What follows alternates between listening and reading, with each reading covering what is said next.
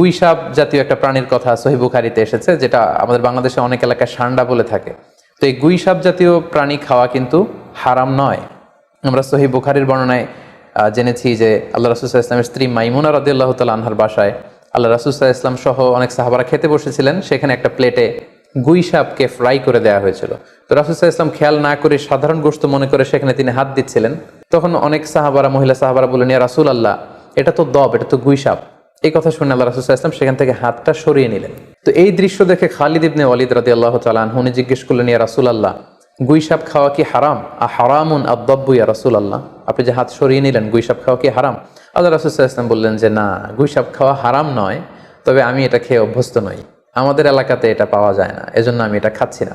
তাহলে বোঝা গেল এক্ষেত্রে এটা রুচির সাথে সম্পৃক্ত। সো গুই সাপ হালাল বলে যে গুই সাপ আমাদেরকে খেতে হবে, সান্ডা আমাদেরকে খেতে হবে, এমন কোনো কথা নেই। আপনার যদি রুচিতে কুলায় আপনি খাবেন, আর রুচিতে যদি আপনার না আসে তাহলে আপনি খাবেন না।